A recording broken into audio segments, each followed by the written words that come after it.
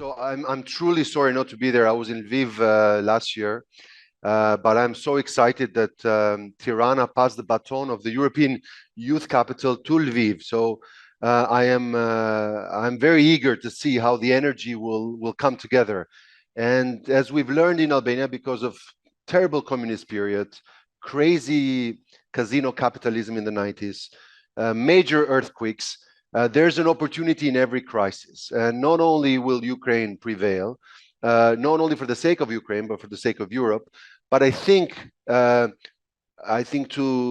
the dismay of Putin and Russia, I think Ukrainian cities will build back much better and will be able to adopt infrastructure that this crisis will turn into a major opportunity. I wanted to share a bit the story of Albania. Albania was the closest country in the world. It was the North Korea of Europe.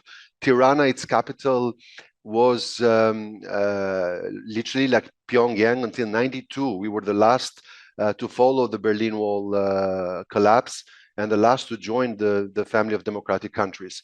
And for so many people, this country was hopeless. There was absolutely no hope that Albania would ever become European, that people would be biking, there would be decent public spaces. So I'll share some, see if I can do this. I'm terrible with technology, but I'll share some of the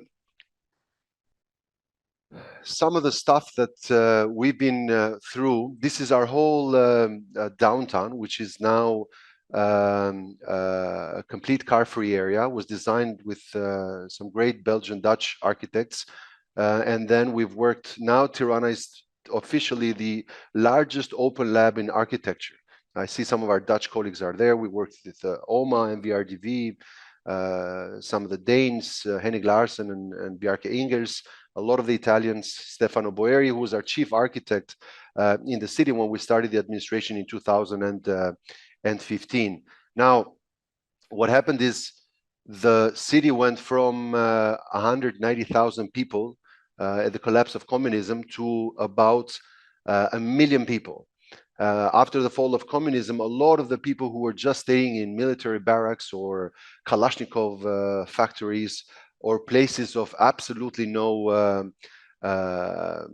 use in the new system pretty much came to the capital. So the story for most Albanians in the 90s was plan A was to go somewhere in Europe, but plan B is to come to Tirana, the capital. So the place grew incredibly big, given the huge demographic shift.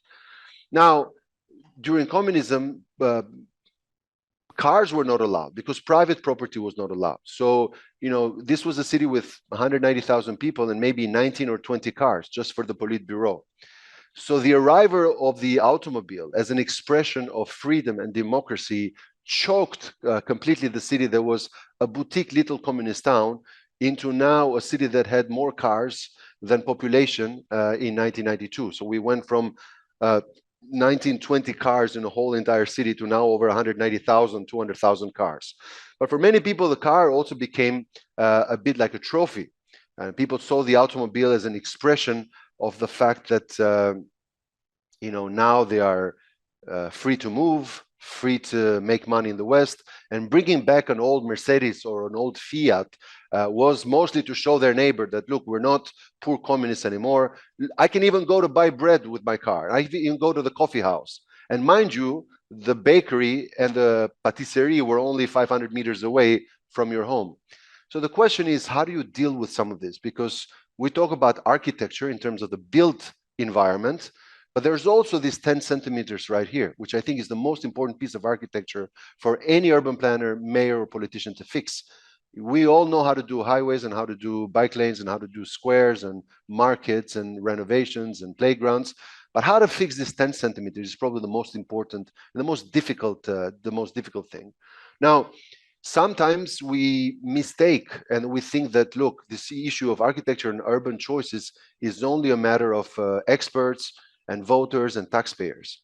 And we realized this was not working because people were so opposed to a car-free downtown.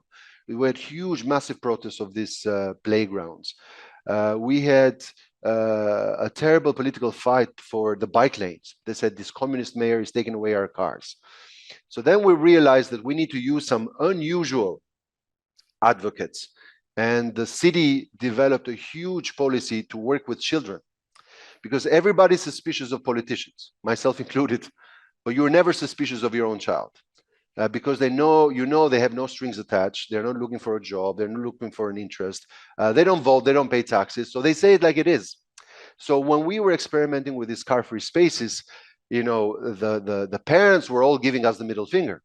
But the kids would then come home, and then when they were hearing the parents complain about the mayor over lunch, they'd say, "But Dad, that bike that you bought me 10 years ago that I could never use, now in the car-free day, I get to use it. And if these lanes become permanent, or this square becomes permanent, it's going to be really fun." So eventually, these little guerrilla revolutionaries were able to communicate urban and architecture changes and design to fix these 10 centimeters a lot better than any PR firm, any speech of the mayor, or any policy of the government. So I find it very, very useful, and especially with this great opportunity that Lviv has to become the European youth capital, to involve young people. They may not be of voting age or pay taxes. They may be teenagers, but they are so important these days.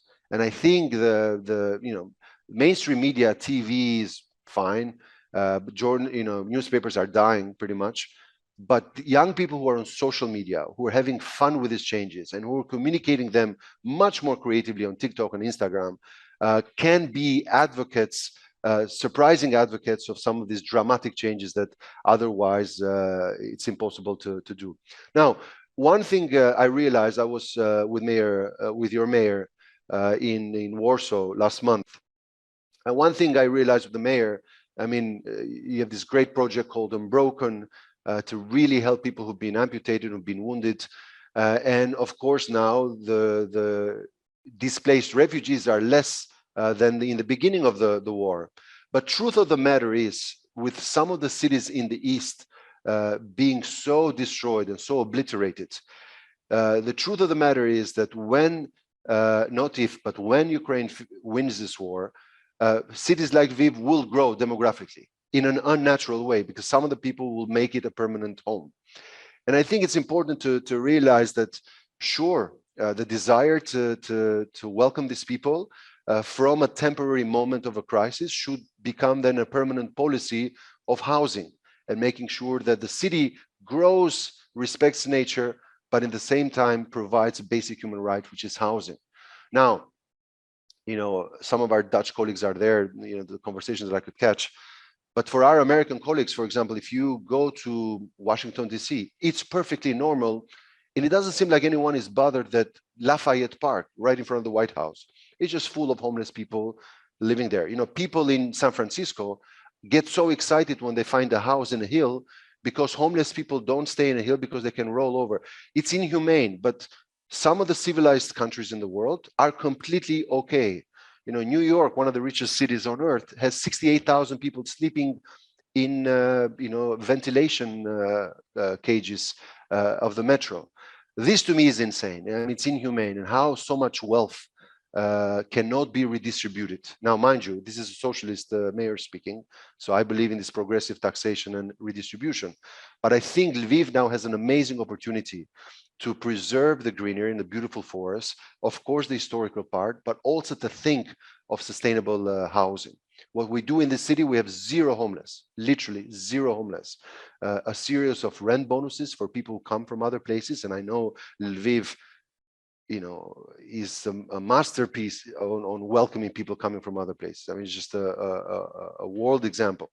But I think when this becomes a permanent need for habitat, then I think a series of policies, from affordable housing. In the city of Tirana, we give a soft loan, actually a zero interest loan for any young couple wanting to buy their first home. And then we pay the rent for anyone who lost their homes during the earthquake until their new home is being built. And then we have emergency shelters. If someone, has an issue in some remote village because he's gay or lesbian, and he doesn't feel comfortable, and the family does not offer the support, coming to a big city like Tirana and looking for an emergency shelter where it's an open, liberal place, then I think having a system of housing to make up for this demographic growth is important. We have grown in the last 8 years since I've been mayor, 25,000 people a year, which makes Tirana and Oslo the fastest growing cities in Europe, about 3% of our demographic weight every year, which automatically produces a need of 8,000 homes every year. And I think that is extremely important. One of the things that we decided to do after the earthquake is to implement a lot of the stuff that our friends were talking in the West about the 15-minute city in a lot of the new neighborhoods that we rebuilt after the earthquake. So we dedicated a lot of emphasis on building superb schools, kindergartens, and nurseries to get this generation of advocates, the children that help us fix the parents' 10 centimeters, in such a level that they become now community centers. So we don't close schools at 1 o'clock. Then they come and do courses. They can do guitar or violin or languages. Then they can do coding, and then they can play sports. So most of our kids are either at school or around the school until 10 p.m. before they get really hungry and go home for a shower and go to bed. So turning this opportunity of the post-war reconstruction into a new concept of what the school in modern days can be. Lviv is also an expensive place. So real estate is not scarce when it comes to urban places. So using or having multiple users of that space makes an absolute difference. And then my last remark is the importance of being a child-friendly city, the importance of playgrounds, and the importance of, Jane Jacobs used to say how important it is to have eyes on the street. So we went from an isolated country to a country that had the worst criminal rate, now to the country that has the lowest capital city criminal rates in Europe. None of the stabbings that you see in London, none of the craziness and the theft. And you know why? It's not because CCTV cameras or police, it's because of grandmothers and grandfathers. Because we decided to put 100 in some of the worst affected areas, 100 playgrounds.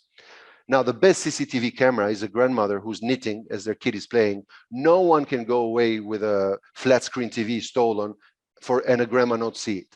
So using public spaces to have eyes on the street and to have people outdoors all the time, and to make sure that nothing goes unnoticed, because you see some European cities where people just go to work, or American cities, in one part, and then the rest is the dormitory, dead during the day. They go to the dormitory just to sleep, and then the working place is dead.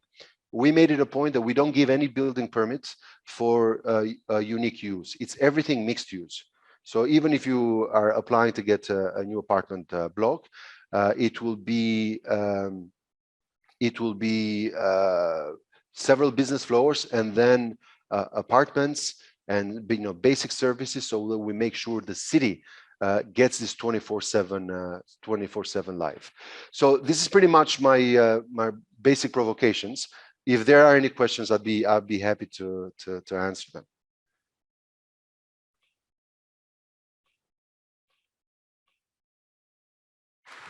Величезне спасибо. Thank you very much, Erion. Thank you very much for your presentation. Чесно кажучи, після того Well, to be у мене є ще одна дестинація, яку я точно after your Україна переможе. there's another destination that I will definitely visit once Ukraine wins. Але ви Enough time just for one question. I подивимося. understand, but you asked your question earlier, so let's have someone you ask their. Ну, значить, Well, no one. Ще раз. Good morning once again. When I was in Albania, I observed a very interesting or object pertaining to the war, саме з Албанією. and this is something that is associated with Albania. Два міні-питання. I have two, if I may. My first one is as follows. When you were doing urban, were these bunkers, if you had them in Tirana, intend to do with them, or what are you already doing? Oh, I'm sorry, I don't speak Ukrainian. So I heard the word bunkers. So if someone can translate what the rest was, then. Yeah, I will translate it. So I will translate it for you. So the question was, while visiting Albania and Tirana specifically, we can see a lot of fortification left from the previous times while country been preparing itself for the war. So what's the purpose? How you repurposing them now? If you're using them now, and if this fortification cause some troubles to you in urban planning?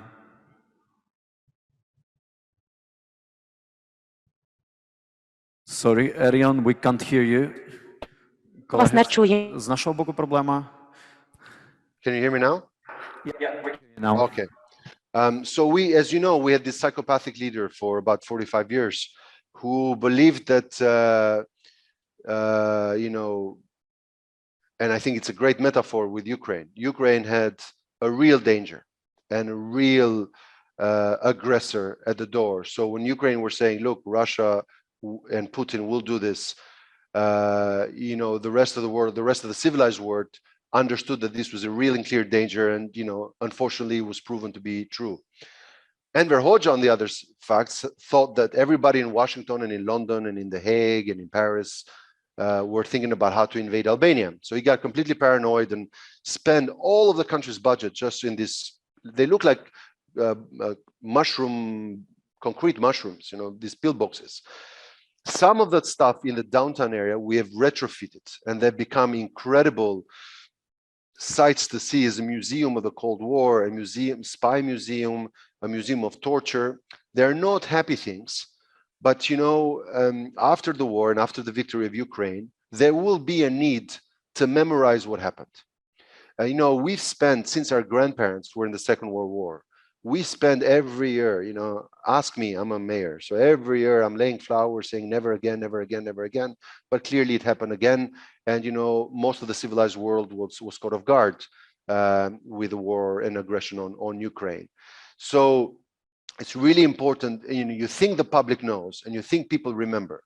But if you still have kids going around drawing swastikas or going around and bullying someone because he has a darker shade of skin, you clearly understand that what one generation remembers may not be necessarily true for the next generation. So, you know, Bunkart, if you can Google that, so it's an artistic bunker, and it's you go underground the downtown area, is definitely one of the most visited sites in Tirana. So we have retrofitted many of them as museums.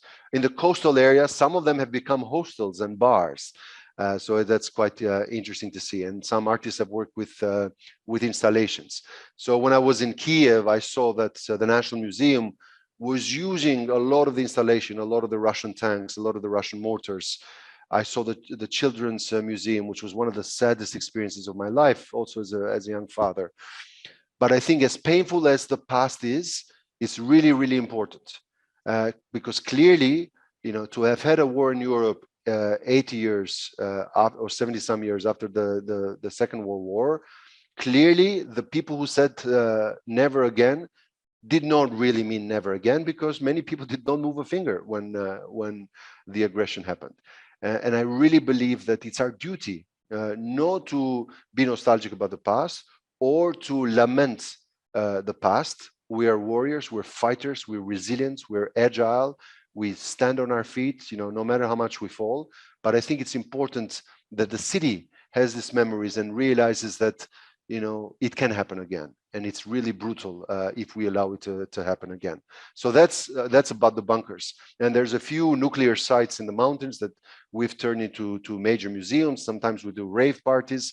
But I think with a bit of creativity, you can use a lot of the dark memories and retrofit them for the present.